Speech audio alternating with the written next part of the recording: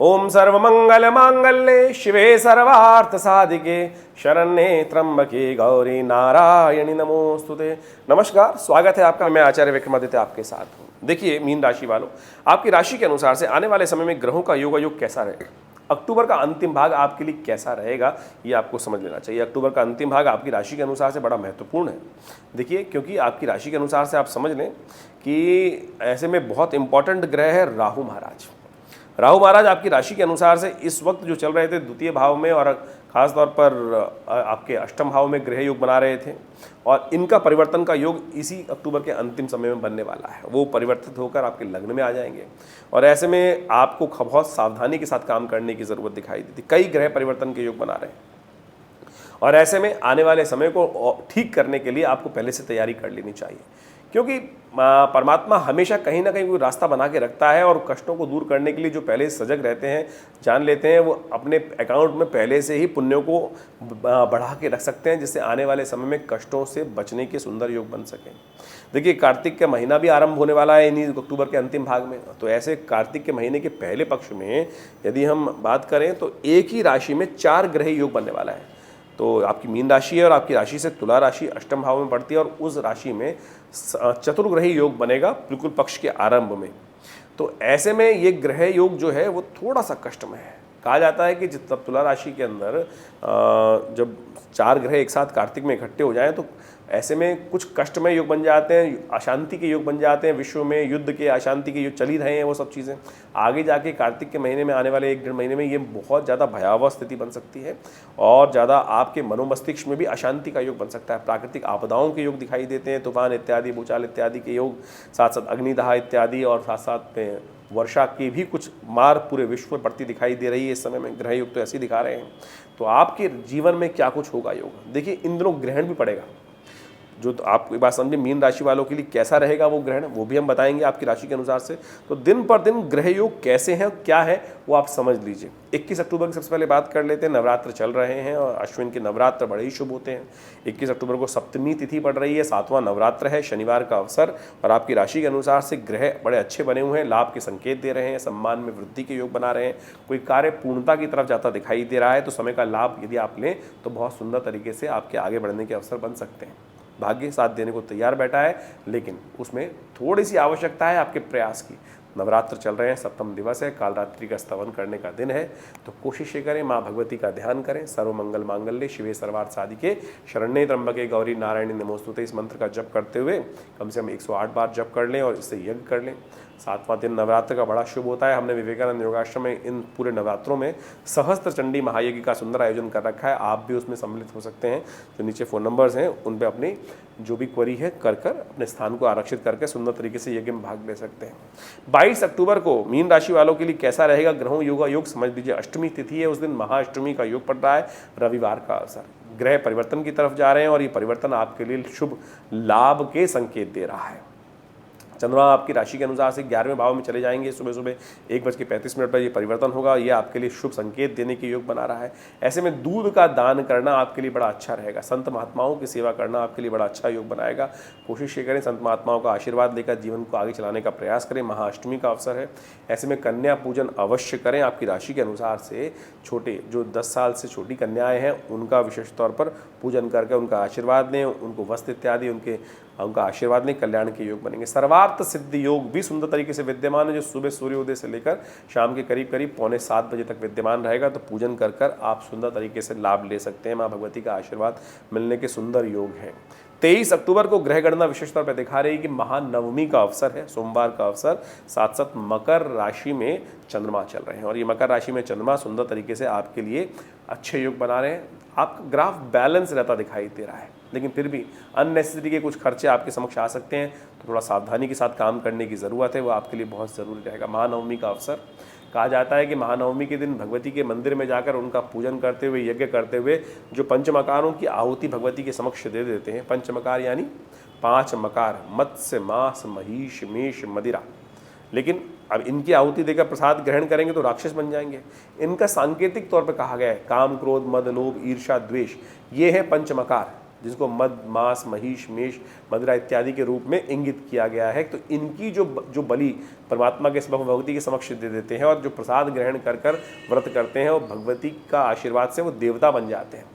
तो इसलिए काम, क्रोध, मद, लोभ की बलि दें। पंचमकार वही है वास्तविक तौर पर, और इस महानवमी के दिन इस सुंदर तरीके से पूजा कर कर आप कल्याण का मार्ग प्रशस्त कर सकते हैं। ग्रह योग क्या है वो हमने आपको बताया। 24 अक्टूबर को बड़ा सुंदर योग बन रहा है। उस दिन दशमी है, विजयदशमी का सुंदर योग है। शास्त्र कहता है दशम पापम हरति दशहरा, और उस दिन अपराजिता जी का पूजन किया जाता है और साथ साथ शमी का पूजन भी किया जाता है। एक सुंदर टोटका हम आपको बता रहे हैं। कहा जाता है कि उस दिन अपराजिता, जो शंख की तरह नीले रंग के पुष्प होते हैं, उनकी उसकी बेल लाकर घर में लगाकर उनका पूजन कर लेते हैं, कहा जाता है कि पूरे वर्ष तक उनके घर में महालक्ष्मी सुंदर तरीके से वहाँ रहती हैं। तो उस दिन विशेष तौर पर अपराजिता का पूजन करें, शमी का पूजन करें, तो सुंदर तरीके से लाभ के योग बनेंगे, कष्ट दूर होने के योग बनेंगे। ग्रह आपके लिए परिवर्तन की तरफ जा रहे हैं और ये परिवर्तन थोड़ा सा आपको लिए जुर्माना उत्पन्न कर सकता है। जो चंद्रमा का परिवर्तन है सुबह 4:20 पर आपके 12वें भाव में हो रहा है, और वो स्थान जुर्माने का है, वो स्थान अननेसेसरी के खर्चों का है। तो कुछ अननेसेसरी खर्चे आप पर पड़ते दिखाई दे रहे हैं, थोड़ा सावधान होकर चलने की ज़रूरत है।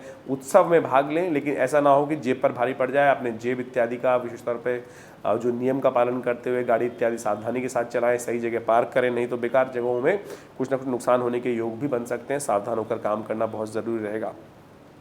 25 अक्टूबर को ग्रह गणना विशेष तौर पर दिखा रही है। एक एकादशी का अवसर है, पापंकुशा एकादशी कही जाती है। कहा जाता है कि इस दिन भगवान विष्णु की आराधना करना, व्रत रखना करने से समस्त प्रकार के जीवन में प्रत्यक्ष अप्रत्यक्ष रूप से कैसे भी किए गए पापों से मुक्ति प्राप्त करने के योग बन जाते हैं। इस दिन रवि योग भी सुंदर तरीके से बन रहा है। कोई नया कार्य आरंभ करने के लिए सुंदर योग दिखाई देता है, उसका लाभ आप ले सकते हैं, क्योंकि सुबह सूर्योदय से लेकर रात्रि में करीब करीब 8:55 तक ये रवि योग रहेगा। इसका लाभ लेते हुए कार्य करना आपके लिए बड़ा सुंदर रहेगा। ग्रह गणना विशेष तौर पर यदि बात करें तो उस दिन थोड़ा सा आपका ग्राफ भारी दिखाई देता है।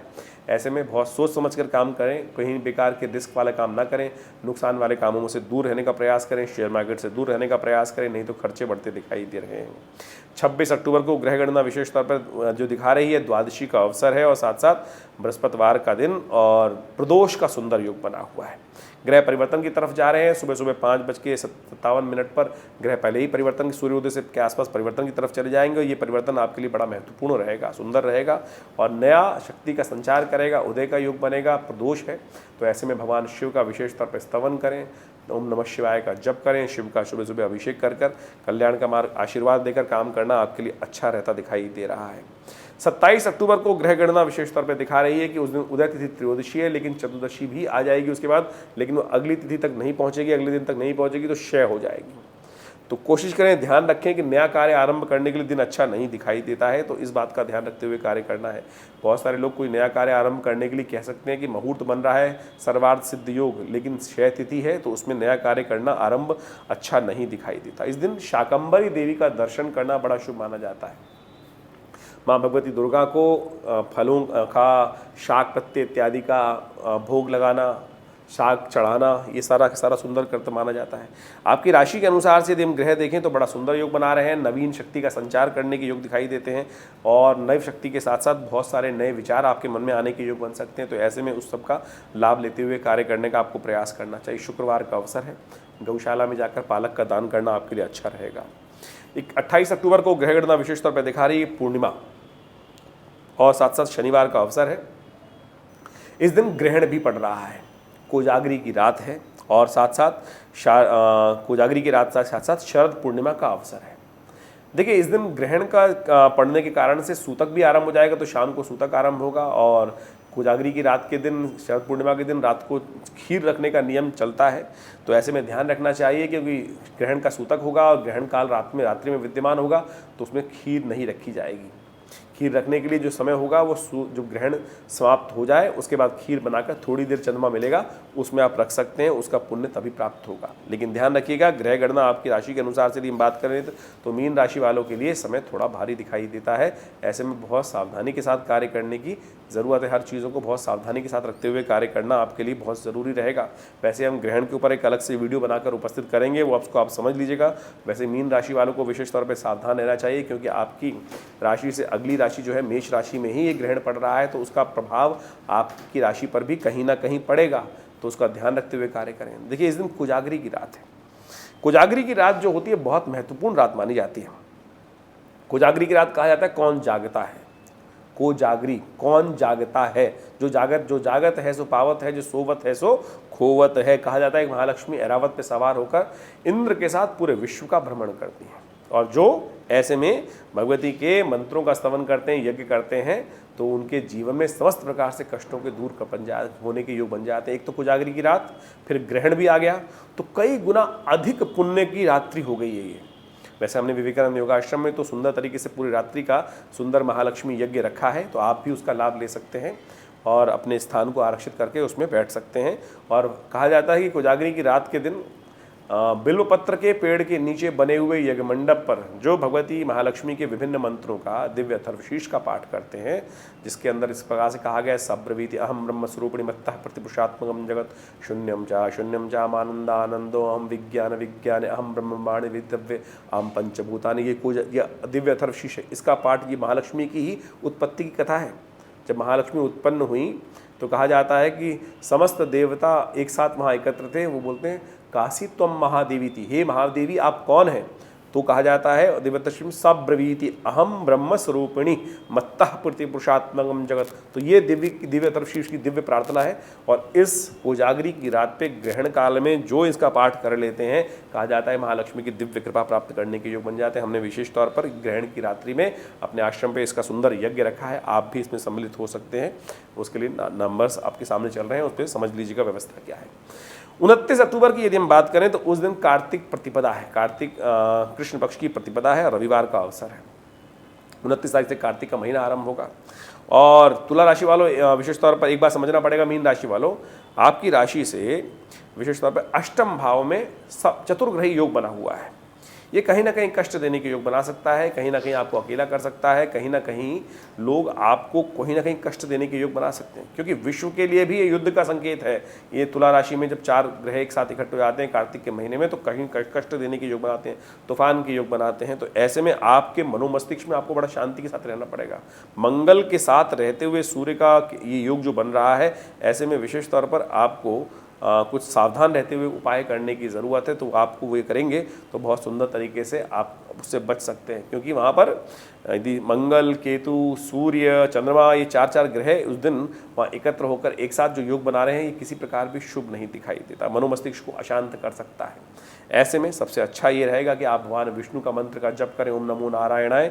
इससे कल्याण के योग बनेंगे, कष्ट भी दूर होंगे। और सबसे अच्छा ये है कि आने वाले समय में आप लोगों से भिड़े ना, अननेसेसरी की भिड़ंत लोगों के साथ परेशान कर सकती है आपको, लोग आपको अलग कर सकते हैं, आप थोड़े से समूह से बाहर हो सकते हैं, आप चलती हुई गाड़ी को कहीं ना कहीं रोक ना लगवा दें। ऐसा ध्यान रखें। हनुमान जी का पाठ करना आपके लिए बड़ा सुंदर रहेगा, हनुमान जी कृपा प्राप्त करने का सुंदर योग है, तो उनकी पूजन करें, उनकी कृपा से कष्ट दूर होने के योग बन सकते हैं। 30 अक्टूबर को ग्रह गणना विशेष तौर पर बहुत ही विचित्र बन रही है आपकी राशि के अनुसार से। राहु परिवर्तित होकर आपके लग्न में आ रहे हैं, और ये लग्न में राहु का आना, द्वितीय भाव से आपकी राशि से ये लग्न में आना किसी प्रकार भी थोड़ा सा कष्ट के योग दिखाता है। नैसर्गिक दृष्टिकोण से सबसे ज़्यादा ताकतवर ग्रह माना जाता है राहु। इसके लिए हम अलग से वीडियो बनाएंगे, लेकिन फिर भी आपको थोड़ा सावधान रहने की ज़रूरत है। चंद्रमा परिवर्तन करना आपके लिए शुभ दिखाई देता है, लेकिन राहु का परिवर्तन आपके लिए थोड़ा भारी है। कोशिश ये करें आप गेहूँ इत्यादि का दान करके इसके कष्टों को दूर करने का योग बनाएं, सूर्य का विशेष तौर पे पाठ करें, और उससे आपके कष्ट, परोपकार विशेष तौर पे करने का प्रयास करें। जितना परोपकार करते रहेंगे 18 महीने उतने अच्छे जाएंगे। यदि परोपकार करना, सेवा करना अपने आप को दूर कर लिया उससे, तो उतना राहु आपको परेशान कर देगा। तो इस बात का ध्यान रखते हुए कार्य करना है आपको। 31 अक्टूबर की ग्रह गणना विशेष तौर पर दिखा रही है कि उस दिन मंगलवार का अवसर, तृतीया तिथि, और उस दिन भद्रा का योग बना हुआ है। तो नया कार्य आरंभ मत कीजिएगा। सुबह 9:56 से भद्रा आरंभ होगी और रात्रि में करीब 9:30 बजे तक रहेगी। तो ऐसे में नए प्रोजेक्ट्स हाथ में लेना, नए कार्य करना, ये थोड़ा सा कष्टमय योग दिखाई देता है। वैसे आगे बढ़ने के कुछ योग बन सकते हैं, लेकिन फिर भी समय थोड़ा खराब होता दिखाई दे रहा है। बेकार के कामों में, बेकार के जो आपके जिनसे कंसर्न नहीं है आप उन कामों में हाथ ना डालें, अन्यथा समय कुछ कष्ट दे सकता है।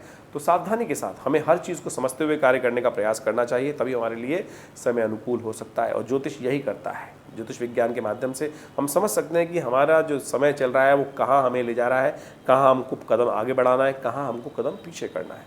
तो इन सब चीज़ों को समझते हुए कार्य करेंगे तो बहुत सुंदर रहेगा। नमस्कार।